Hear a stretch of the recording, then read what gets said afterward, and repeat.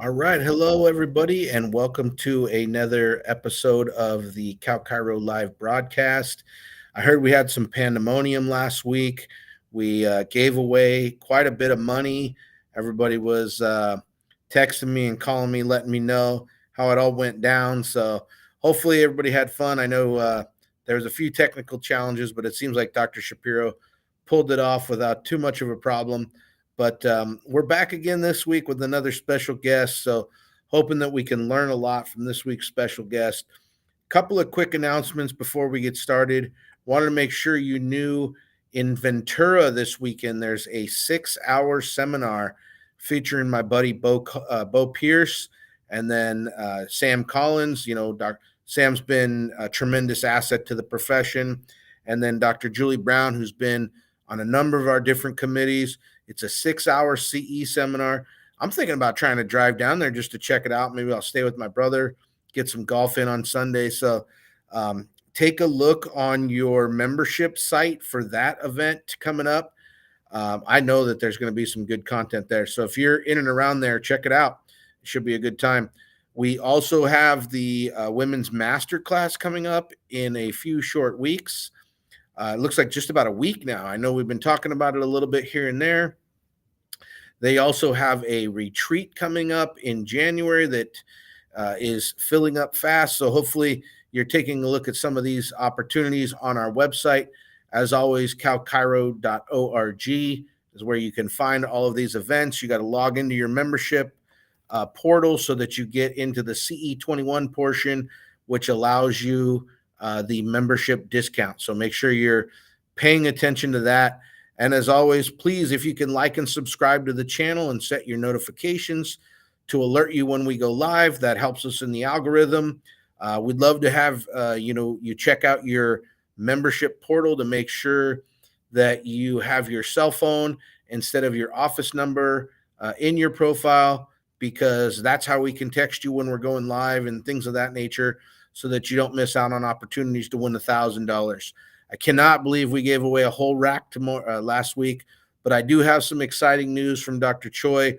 He's going to be looking at ways to give it back to people who join his program. I believe he said $250 to each of the first 4 people who come on board will be subsidized by his winnings last week. So that was really generous of him. And so thanks to him for being on as a guest and a sponsor, but then also giving back the winnings to the organization. As you can see here today, I have Dr. BJ Palmer peering over my shoulder. It kind of looks like I'm in trouble almost, but I'm at the Life West Chiropractic College Career Fair today, talking to students, trying to figure out how we can help them do bigger and better things in practice and support them in all ways, chiropractic and in Chiro. So I thought it was apropos to have Dr. BJ behind me today. I often think about him and his thought flashes and all of those kind of things, because today, let me bring our guest on here. I want to introduce you to Dr. Joe Betz. Today, our guest is the ICA president, Dr. Joe Betz. If you don't know that Dr. BJ Palmer founded the ICA way back when, how many years ago was that, Joe? It was 1926, so it was 99 years ago. Which means you guys have your Centennial celebration coming up, which is awesome. Dr. Joe and I connected at the ChiroFest event in Washington, the Greater Northwest, and just loved talking to him and hearing what he had to say, and was excited to bring him on here and share with you guys all of the things that he has going on. Why don't you tell us a little bit about yourself? I know you got to practice. You're still in practice in Boise and in Nampa, Idaho. So tell us a little bit about yourself. Yeah, I've been practicing since 2001. Graduated from Life University in Marietta in 2000.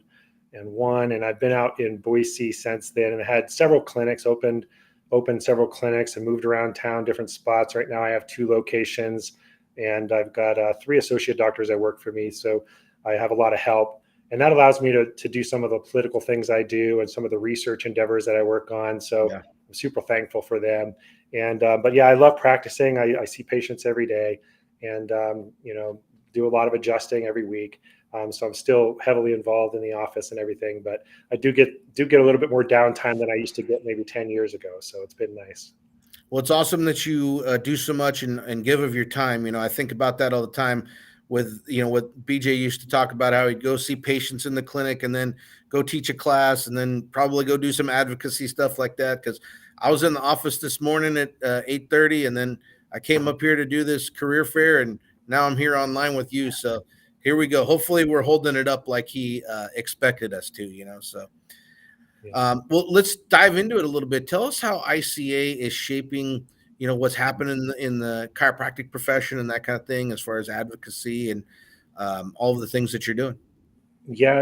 I've been on the board of directors for the ICA for, well, longer than I want to admit, maybe about 17 years now. And I think because of me, we actually installed some term limits in our latest bylaw revision. So I think they said we gotta get rid of this Joe Betz guy. But so now we do have some term limits involved with serving at the ICA. But I've been involved for a long time. And in the beginning, I wasn't even familiar with all the things that ICA did, and I still learn every day. All the things that we're involved in. For example, the councils that we have. We have these councils on pediatrics and councils on upper cervical chiropractic care. Right. And these are massive diplomate level programs that we have. And, we run 6 different councils. We have a brand new council, the Council on Animal Chiropractic, that Awesome. has been formally approved. And we're developing and approving the curriculum for that program that, should be kicking off approved and everything by next year. But just the amount of time and effort that goes into handling these, literally like 300-hour plus programs is absolutely amazing. And the home office does such an incredible job with that. But we obviously have a big role in advocacy, and especially on the national level. So we're always working with and working on issues with Medicare and veterans care for covering chiropractic care. So these are all topics that we've worked on forever. And of course, we're involved in research and promoting research activities in the profession and trying to stay as involved in that as we can as well. So a lot of things. And people always ask, what does ICA actually do? And it's you don't really realize it as a member how much is going on. Obviously, non-members have even less of an idea of what's going on. And even when I was a young board member, I wasn't even aware of everything. So there's so much that we're always working on every day. I love the council stuff that you do. I know one of our past presidents, Dr. Liz Hafer, she's heavily involved in the upper cervical council, I know. Mm-hmm. And she always talks about that as something we've been striving to do. And I think it's awesome that you guys are doing that, because some of the things that I hear, even like from our own board of examiners here in California, is that they're going to start recognizing those specialties, and there's going to be some accreditation, or not accreditation maybe, but certification that's recognized along the lines of what you guys do. So I think that's going to be something that really takes some shape over the next couple of years or so. Yeah, we've been hearing the same discussions and had some preliminary discussions in that regards. And because we have such a solid foundation, I mean, the Pediatrics Council, for example, has been around for forever, and the Philosophy Council. So we've got such a handle on making sure we're delivering, the highest quality continuing education programs that can be offered. So we think we have a really great position for something like that. If it were to happen, if there becomes a lot of state, I also sit on my state regulatory board. So, we see these things coming where they're going to just have a little bit more influence over the quality of the certification programs, especially the ones that are granting certifications and granting diplomate level certifications. So I think there's going to be a little bit more oversight over those things and regulation. Yeah. Man, you're in a lot of stuff too, just like me. And we're gonna have to sit down and compare like our list of things, because I guess if you want Want something done, give it to the busy guy, right? Kind of thing. So. That's what I always say. I never say no to something I know that needs to get done, because I know I'm gonna make sure that I do it, and so I pretty much accept everything that comes my way. Well, we appreciate it, man. I really do. Are you familiar with what we're doing on the animal chiropractic front here in California? I am. I talked with Baron Hogue a little bit about some Okay. of the stuff that's happening there. I know he came into the state there to Yeah. participate in some discussions that were happening a couple months ago, with regards to some of the legislation. And so, yeah, I'm familiar with what's happening there, and it's kind of a quickly moving thing across the country. The For animal sure. chiropractic, it's definitely a growing niche within the profession, and there's it's kind of still the Wild West as far as the regulation and stuff goes. And most states have a lot to work through to make sure that gets hammered out the right way. Yeah. And so we're definitely involved in that process and trying to make sure our program is put together in a way where it's going to satisfy the needs of the states and done in the right way. That's awesome to hear. And, Baron's been so instrumental for us. I'm really grateful to him for all of his support and efforts and that kind of thing. And, I just spoke to our lobbying firm last Friday about, doubling down on our efforts to advance animal chiropractic. And like you said, it really is like the Wild West. And it feels eerily like the 1920s when, people are getting cease and desist letters and things like that. And so it could be a seminal moment for the chiropractic profession. Yeah, it is. It is like a blast from the past, what I envisioned they were going through decades ago. And so we're just making sure that we do it the right way, really think things through, talk with the experts, and make sure that everything's done right. Because we just want to Now, make sure the country can do this stuff the right way. now, if people want more information about your councils and that kind of thing, what's the best way to go about that? Well, each of our councils has separate pages, but all of them can be accessed through our main website, chiropractic.org. And Okay. so we have the easiest URL to remember in chiropractic. And so we've had that one forever. But yeah, people can go to chiropractic.org and they can access the councils from there and look at the programming. And there's conferences that are put on all the time. And I know they kick off new every year in January, so it's a great time right now to be looking at those. That's awesome, man. We should sit down and talk about maybe some ways that we can collaborate on some of that content and that kind of stuff, because we're always trying to, bring the best stuff we can to California and that kind of thing. So, Yeah, that's great. um, I wanted to just kind of shift gears a little bit and wanted you to talk about some of the stuff that you have done, either through the ICA or on your own, regarding research, biomechanics, subluxation, imaging, all that kind of stuff. Yeah. Research is something that I got into really early in my career as far as interest in it. I graduated from the University of Pittsburgh before I went to Atlanta, Georgia. And I worked in the medical research department there for a year after I graduated, between undergrad and chiropractic school. And so I was already participating in research, and not clinical research, more laboratory basic science research. But Sure. I've always had an interest in it and a knack for it, very analytically oriented. And so when I got to Life University, I kind of walked around the campus and I'm like, looking around, I'm like, where are the research towers at? And we had these 30-story research towers at the University of Pittsburgh that were, Right. all 30 floors are filled with research departments. And we didn't have that in chiropractic. And it was, frustrating for me as a research oriented person to not see that. And so I became interested in research early on, and kind of gravitated towards chiropractic biophysics technique. So in my office, that's one of the main things that I do is Sure. CBP technique. And what sparked my interest in that was all the research they were working on, and still to this day continue to just crank out. And so I've done a lot of research with Deed Harrison, and prior to Deed, I worked a lot with his dad Don.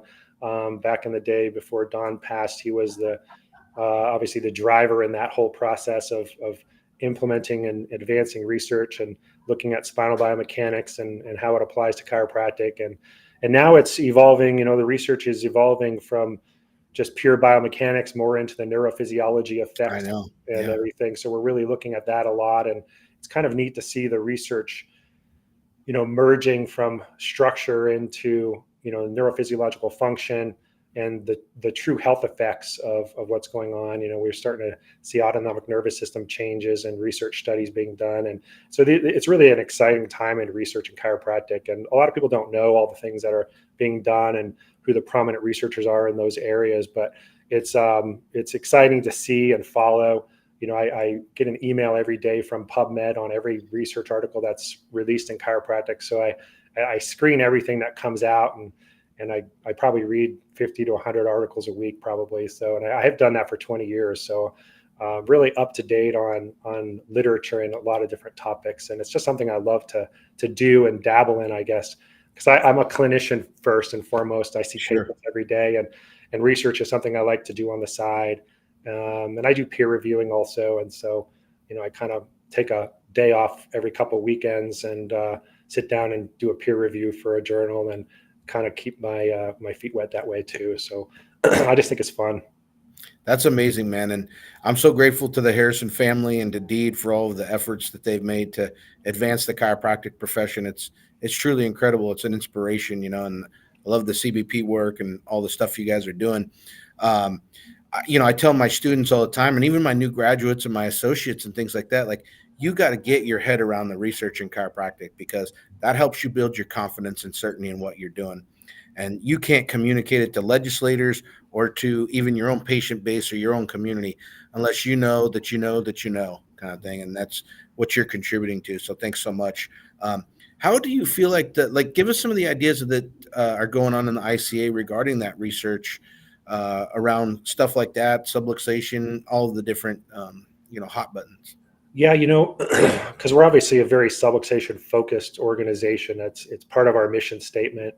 And last year we actually had a directive, a recommendation come from our representative assembly, which is comprised of all the state reps from around the country, that they wanted to see a kind of an updated, revised, new definition of subluxation. And so we undertook that last year as an organization. We formed a committee. This was under Dr. Salina's presidency, and I was the chairman of this little ad hoc committee on developing the definition.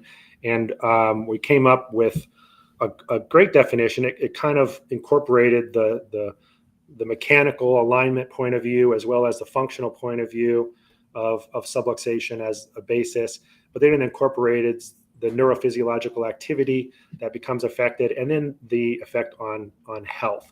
And so we incorporated all of those and had to tie the words together. It was really an amazing process. It is literally one sentence. It took 6 months to do, to write one sentence. And it's funny because when I told that to Barron, he's like, only 6 months? He's like, really?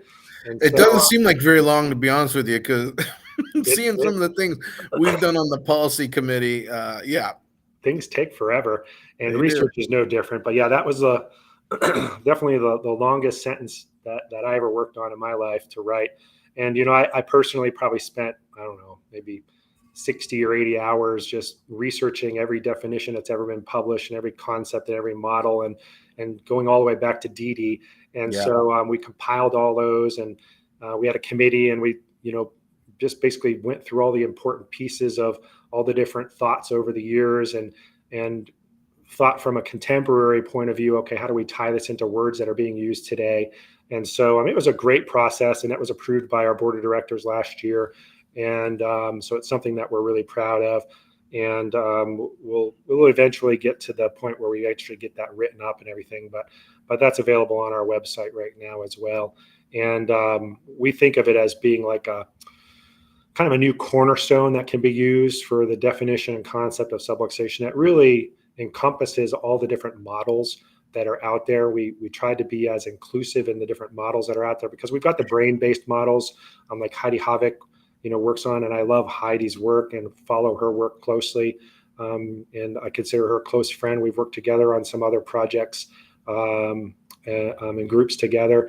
And so, it ties in that model as well as the mechanical model for like CBP, more of a global subluxation model, right, as well as the intersegmental subluxation models that have been around forever, and the upper cervical models. So it really can encompass all of them. And that was really the challenging part, is to try to find something that was inclusive for all these different, validated systems that are out there.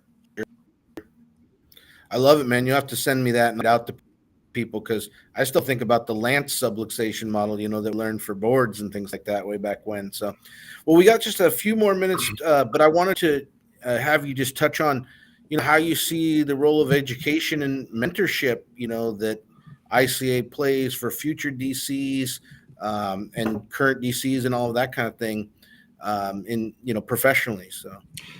Yeah, I mean, we're always there for people, especially the students. We have student ICA chapters at many of the colleges, and we try to serve as kind of a guiding, resource for them outside of the school, something where they're transitioning out of school into practice, and we want to just be a place where they can go for information. We've done a lot of different programs over the years where we've had mentoring doctors, and we have these toolkits and different things available, something we've always kind of worked towards to help assist the students. And a lot of times the students, they do get out of school and they realize they now want to focus on something specific, and that's where the education comes in. Yeah. They want to gravitate into the upper cervical stuff, and they realize they need more confidence than they maybe got when they were first graduating. So they go on and they want to take advanced training in upper cervical techniques.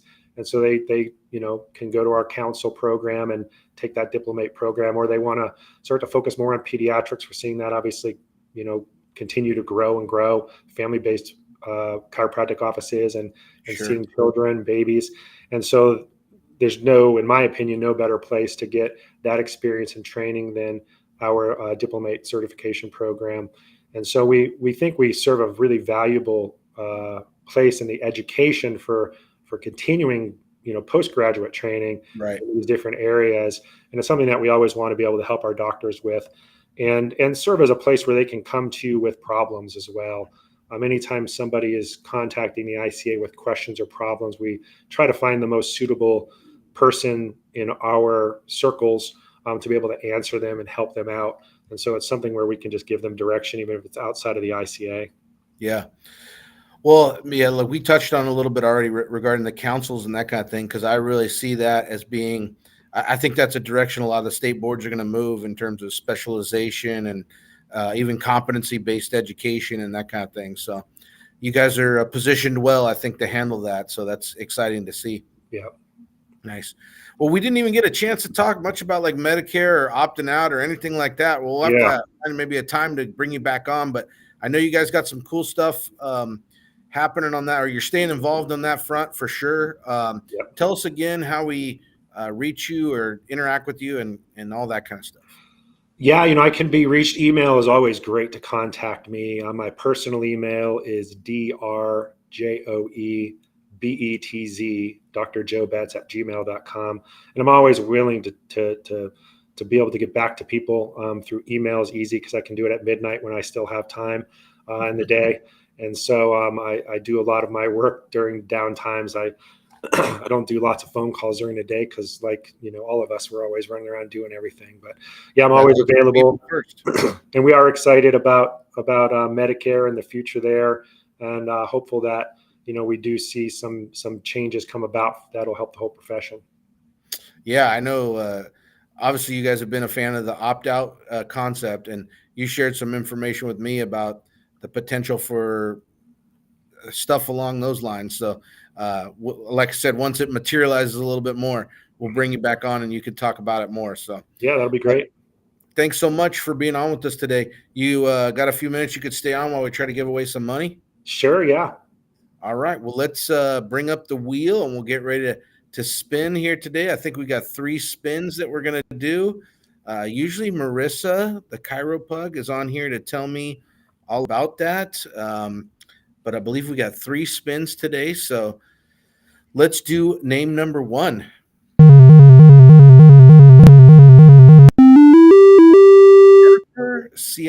Jennifer Sion, you have 30 seconds to come and claim your money. Let's see if Jennifer's on here with us today.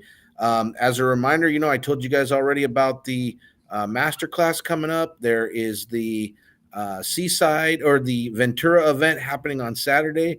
That's shaping up to be a great lineup right there. So make sure you can check in for that. In addition to that, I want to remind you guys, Seaside's coming up in March. We've been setting the lineup for Seaside. Dr. Christopher Burns. You probably know Krista, right, Joe? Yeah. Yep. Yeah. Krista Burns is going to be our keynote speaker. I'm really excited to hear her talk again. She came to one of our local district events, man, and she rocked it, dude. She is awesome.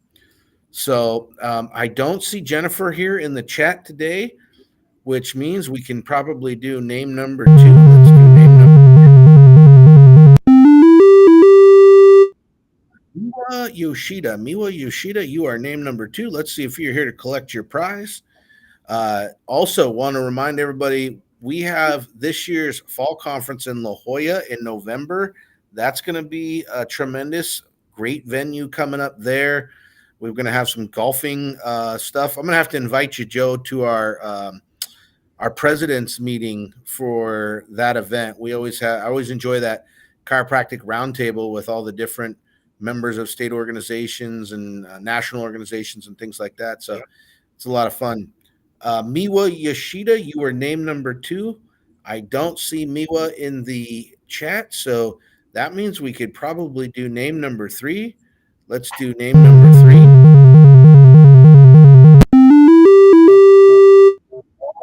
Sweet Lou Arias. I know Lou, one of my former students, new graduate. Let's see.